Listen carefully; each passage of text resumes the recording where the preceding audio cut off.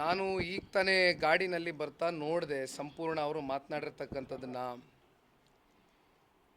ಅವರ ಹಿರಿತನಕ್ಕೆ ಬಹುಶಃ ಇದು ಶೋಭೆ ತರ್ತಕ್ಕಂಥದ್ದಲ್ಲ ಈ ರೀತಿ ಮಾತುಗಳು. ಏಕೆಂದರೆ ಇವತ್ತು ನಮ್ಮ ತಂದೆಯವರು ಆಪ್ರೇಷನ್ ಆಗಿರ್ತಕ್ಕಂಥದ್ದನ್ನು ನಾವೇನು ಪ್ರೂವ್ ಮಾಡಬೇಕಾಗಿಲ್ಲ ಇವರಿಗೆ. ನಾವೇನು ನಮ್ಮ ತಂದೆಯವ್ರಿಗೆ ಆಪ್ರೇಷನ್ ಆಗಿದೆ ಅದರ ಅನುಕಂಪದ ಆಧಾರದ ಮೇಲೆ ನಮಗೆ ಮತ ನೀಡಿ ಅಂತಕ್ಕಂಥದ್ದು ನಾವು ಕೇಳ್ತಾ ಇಲ್ಲ. ನಮ್ಮ ತಂದೆಯವ್ರಿಗೆ ಆಪ್ರೇಷನ್ ಆಗಿರ್ತಕ್ಕಂಥದ್ದು ಸತ್ಯ ರೀ. 3ನೇ ಬಾರಿ ಹೃದಯದ ಚಿಕಿತ್ಸೆಗೆ ಕುಮಾರಣ್ಣ ಅವ್ರಿಗೆ ವಾಲ್ವ್ ರಿಪ್ಲೇಸ್ಮೆಂಟ್ ಆಗಿದೆ. ಕಳೆದ 2018ರ ಒಂದು ವಿಧಾನಸಭಾ ಚುನಾವಣೆಯ ಸಂದರ್ಭದಲ್ಲಿ 1 ತಿಂಗಳು ಮುಂಚಿತವಾಗಿ ಆ ಸರ್ಜರಿ ಆಯಿತು. ಒಂದೇ ತಿಂಗಳಿಗೆ ಇಡೀ ರಾಜ್ಯವನ್ನು ಪ್ರವಾಸ ಮಾಡಿದ್ರು, ಜವಾಬ್ದಾರಿಯನ್ನು ತಗೊಂಡಿದ್ದಾರೆ ತಂದೆಯವರು. ಹಾಗಾಗಿ ಇವತ್ತು ಆ ರೀತಿ ಲಘುವಾಗಿ ಮಾತನಾಡ್ತಕ್ಕಂಥದ್ದು ಬಹುಶಃ ಅವರ ಒಂದು ಸ್ಥಾನಕ್ಕೆ, ಅವರ ಒಂದು ಹಿರಿತನಕ್ಕೆ ಶೋಭೆ ತರ್ತಕ್ಕಂಥದ್ದಲ್ಲ ಅಂತಕ್ಕಂಥದ್ದು ನಾನು ಹೇಳಲಿಕ್ಕೆ ಬಯಸ್ತೇನೆ ದಯಮಾಡಿ. ಯಾಕೆಂದರೆ ಈ ರೀತಿ ಮಾತನಾಡಬಾರ್ದು. ಇವತ್ತು ನಾವು ಪ್ರೂವ್ ಮಾಡ್ಕೊಳ್ಬೇಕೆ ಅದನ್ನು. ಇವತ್ತು ನಮಗಿರ್ತಕ್ಕಂಥ ನಮಗೆ ಗೊತ್ತಿದೆ. ನಮ್ಮ ತಂದೆ ಈ ರಾಜ್ಯ ಕಟ್ತಕ್ಕಂಥದ್ದಕ್ಕೆ, ಈ ಪಕ್ಷವನ್ನು ಕಟ್ತಕ್ಕಂಥದ್ದಕ್ಕೆ ಎಷ್ಟು ವರ್ಷಗಳ ಕಾಲ ಅವ್ರು ಹಾಕಿರ್ತಕ್ಕಂಥ ಶ್ರಮ ಇದೆಯಲ್ಲ, ಅವ್ರ ದೇಹದ ಮೇಲೆ ಅವ್ರು ಕೊಟ್ಟಿರ್ತಕ್ಕಂಥ ಶ್ರಮ ಇದೆಯಲ್ಲ, ಅದರ ಪರಿಣಾಮ ಇದು. 10-15 ವರ್ಷಗಳ ಕಾಲ ಕನಿಷ್ಠ ಪಕ್ಷ ಆ ಒಂದು ವಾಲ್ವ್ ರಿಪ್ಲೇಸ್ಮೆಂಟ್ ಆದಮೇಲೆ ಮತ್ತೆ ಆಪ್ರೇಷನ್ ಆಗ್ತಕ್ಕಂಥದ್ದು ಅವಶ್ಯಕತೆ ಇರೋದಿಲ್ಲ. ಆದರೆ ಇವತ್ತು ಅವರು ದೇಹಕ್ಕೆ ಕೊಟ್ಟಿರ್ತಕ್ಕಂಥ ಒಂದು ದಂಡನೆ ಇದೆಯಲ್ಲ, ಅದು ಬಹುಶಃ ಇವತ್ತು ಅವ್ರ ದೇಹದ ಮೇಲೆ ಆಗಿರ್ತಕ್ಕಂಥ ಒಂದು ಪರಿಣಾಮ. 6 ವರ್ಷಕ್ಕೆ ಇವತ್ತು ಮತ್ತೊಮ್ಮೆ 3ನೇ ಬಾರಿ ಹೃದಯದ ಚಿಕಿತ್ಸೆಗೆ ಒಳಗಾಗಿರ್ತಕ್ಕಂಥದ್ದು ನಮಗೆಲ್ಲರಿಗೂ ಭಾಳ ಅತ್ಯಂತ ನೋವಿದೆ. ಇವತ್ತು ಇಂಥ ಸಂದರ್ಭದಲ್ಲಿ ಈ ರೀತಿ ಮಾತನಾಡ್ತಕ್ಕಂಥದ್ದು ಶೋಭೆ ಅಲ್ಲ. ದಯಮಾಡಿ ಮಾತನಾಡಬೇಕಾದ್ರೆ ನಿಮ್ಮ ಒಂದು ಹಿರಿತನಕ್ಕೆ, ನಿಮ್ಮ ಒಂದು ಸ್ಥಾನಕ್ಕೆ ಗೌರವಯುತವಾಗಿ ನಡ್ಕೊಳ್ಳಿ. ಸಮಾಜ ನೋಡ್ತಾ ಇದೆ, ಜಿಲ್ಲೆ ಜನತೆ ನೋಡ್ತಾ ಇದ್ದಾರೆ, ರಾಜ್ಯ ನೋಡ್ತಾ ಇದೆ.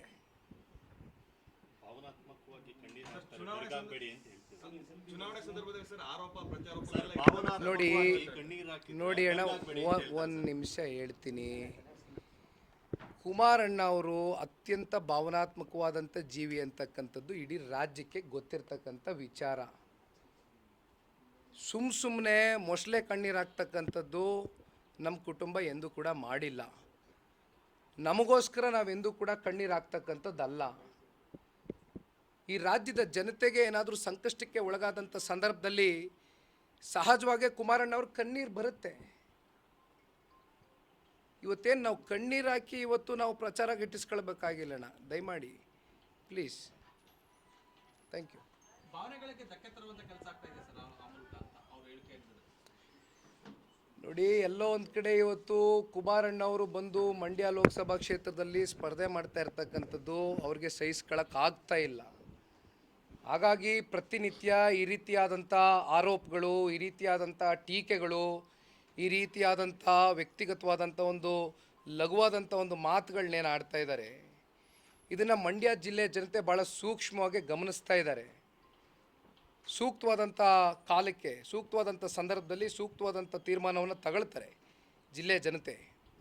ದಯಮಾಡಿ ಇವತ್ತು ನಾವು ಅತ್ಯಂತ ಆರೋಗ್ಯಕರವಾಗಿ ಈ ಒಂದು ಚುನಾವಣೆಯನ್ನು ಮಾಡಬೇಕು ಅಂತಕ್ಕಂಥದ್ದು ಕಾಂಗ್ರೆಸ್ನ ನಾಯಕರಿಗೆ ನಾನು ಮನವಿಯನ್ನು ಮಾಡ್ತೇನೆ. ಕಾಂಗ್ರೆಸ್ ಟೀಕೆಗಳಿಗೆ ಚುನಾವಣೆಯಲ್ಲಿ ಉತ್ತರ ಸಿಗುತ್ತಾ ಸರ್? ಏನಣ್ಣ? ಕಾಂಗ್ರೆಸ್ ನಾಯಕರ ಟೀಕೆಗಳಿಗೆ ಚುನಾವಣೆಯಲ್ಲಿ ಉತ್ತರ ಸಿಗುತ್ತಾ?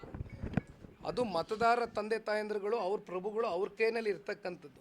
ಈ ಪ್ರಜಾಪ್ರಭುತ್ವದ ಒಂದು ವ್ಯವಸ್ಥೆಯಲ್ಲಿ ಅವ್ರಿಗೆ ಇರ್ತಕ್ಕಂಥ ಒಂದು ಹಕ್ಕು, ಸರಿಯಾದಂಥ ಒಂದು ಅಭ್ಯರ್ಥಿಯನ್ನು ಆಯ್ಕೆ ಮಾಡುವ ಮೂಲಕ ಅವರು ಮಂಡ್ಯ ಜಿಲ್ಲೆಯ ಒಂದು ಅಭಿವೃದ್ಧಿ ವಿಚಾರವಾಗಿ ಜಿಲ್ಲೆಯ ಜನತೆ ಸರಿಯಾದಂಥ ಒಂದು ತೀರ್ಮಾನ ತಗೊಳ್ತಾರೆ ಅಂತಕ್ಕಂಥದ್ದು ನಾನು ಭಾವಿಸಿದ್ದೇನೆ. ನೀವು ನಿಂತಹ ಸಂದರ್ಭದಲ್ಲಿ ಹೊರಗಿನವರು ಸ್ವಾಭಿಮಾನ ಎಲ್ಲ ಬಂತು. ಈಗಲೂ ಅದೇ ಶುರುವಾಗಿದೆ ಸರ್.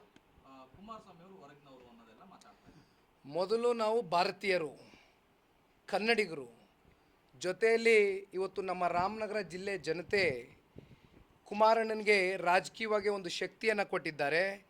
ಇಡೀ ರಾಜ್ಯದಲ್ಲಿ ಎಲ್ಲಿ ಬೇಕಾದರೂ ಕುಮಾರಣ್ಣ ಅವರು ಹೋಗಿ ನಿಲ್ತಕ್ಕಂಥ ಒಂದು ಶಕ್ತಿ ನಮ್ಮ ಪಕ್ಷದ ಕಾರ್ಯಕರ್ತರು 7.5 ಕೋಟಿ ಕನ್ನಡಿಗರು ನಮಗೆ ಕೊಟ್ಟಿರ್ತಕ್ಕಂಥದ್ದು. ಹಾಗಾಗಿ ಇವತ್ತು ಯಾರು ಬಂದು ಎಲ್ಲಿ ಸ್ಪರ್ಧೆ ಮಾಡಬೇಕು ಅಂತಕ್ಕಂಥದ್ರ ಬಗ್ಗೆ ಅದು ಜನ ತೀರ್ಮಾನ ಮಾಡ್ತಾರೆ.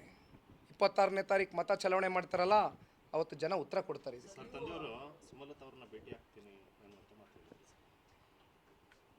BJPಯ ಮುಖಂಡರುಗಳನ್ನ ಈಗಾಗಲೇ ನಾರಾಯಣಗೌಡರು ಇರ್ಬೋದು, ಅಶೋಕ್ ಜಯರಾಮ್ ಅವ್ರು ಇರ್ಬೋದು, ಸ್ವಾಮಿ ಗೌಡ್ರು ಇರ್ಬೋದು, ಇಂದ್ರೇಶ್ ಅವ್ರು ಇರ್ಬೋದು, ಮುನ್ರಾಜು ಅವ್ರು ಇರ್ಬೋದು, ಈ ರೀತಿ ಬಹುತೇಕ ಇರ್ತಕ್ಕಂಥ ನಮ್ಮ ಸಚ್ಚಿ ಅವರು ಇರ್ಬೋದು, ಈ ರೀತಿ ಬಹುತೇಕ ಎಲ್ಲ ಮುಖಂಡರುಗಳು ನಮ್ಮ ಸಂಪರ್ಕದಲ್ಲಿ ಈಗಾಗಲೇ ಏನಿದ್ದಾರೆ.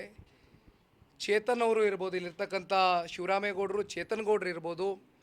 ಹಾಗಾಗಿ ಪ್ರತಿಯೊಬ್ಬರೂ ಇವತ್ತು ಮೈತ್ರಿ ಧರ್ಮವನ್ನು ಪಾಲನೆ ಮಾಡ್ತಕ್ಕಂಥ ಒಂದು ಹಿನ್ನೆಲೆಯಲ್ಲಿ ಎಲ್ಲರೂ ಈಗಾಗಲೇ ಭೇಟಿ ಮಾಡ್ತಕ್ಕಂಥ ಒಂದು ಕೆಲಸವನ್ನು ಸೌಹಾರ್ದಿತ ಭೇಟಿನ ಮಾಡ್ತಾ ಇದ್ದೇವೆ, ಪ್ರಾರಂಭ ಮಾಡಿದ್ದೇವೆ. ಇವತ್ತು ಇಲ್ಲಿರ್ತಕ್ಕಂಥ ಹಾಲಿ ಸಂಸದರೇನಿದ್ದಾರೆ ಅವ್ರನ್ನೂ ಕೂಡ ಅತಿ ಶೀಘ್ರದಲ್ಲೇ ಸೌಹಾರ್ದಿತವಾದಂಥ ಒಂದು ಭೇಟಿಯನ್ನು ಮಾಡಿ ಅವ್ರನ್ನೂ ಕೂಡ ಒಂದು ಬೆಂಬಲವನ್ನು ಸೂಚಿಸ್ತೀವಿ, ಕೇಳ್ತೇವೆ. Thank you. ಅದೆಲ್ಲ ಚರ್ಚೆಗಳು ಬೇಡ. ಹಿಂದೆ ನಡೆದೋಗಿರ್ತಕ್ಕಂಥದ್ರ ಬಗ್ಗೆ ಹೆಚ್ಚಾಗಿ ಮಾತನಾಡ್ತಕ್ಕಂಥದ್ದು ಸೂಕ್ತ ಅಲ್ಲ. ಮುಂದೇನಾಗಬೇಕಾಗಿದೆ ಅದ್ರ ಬಗ್ಗೆ ಚರ್ಚೆ ಮಾಡೋಣ. Thank you. ಇರಲಿ, ಅದ್ರ ಬಗ್ಗೆ ಏನಾಗಬೇಕಣ್ಣ, ಇವಾಗ ತಂದೆ ಮಗಂದು ಇದ್ದೇ ಇರ್ತದಲ್ವೇ, ಅದನ್ನೆಲ್ಲ ನಾನು ಆಚೆ ಕಡೆ ಇವತ್ತು ಮಾತನಾಡ್ತಕ್ಕಂಥದ್ದು ಸರಿಯಲ್ಲ. ಅವ್ರು ನಮ್ಮ ತಂದೆ, ನಾನು ಅವ್ರ ಮಗ ಅಷ್ಟೇ. ಅಲ್ಟಿಮೇಟ್ಲಿ ನಮ್ಮ ಮನೆಯಲ್ಲಿ ಕೂತ್ಕೊಂಡು ಚರ್ಚೆ ಮಾಡ್ತೀವಿ. ಇದನ್ನೆಲ್ಲ ಬೀದಿ ರಂಪಾಟ ಮಾಡೋದು ಬೇಡ. Thank you.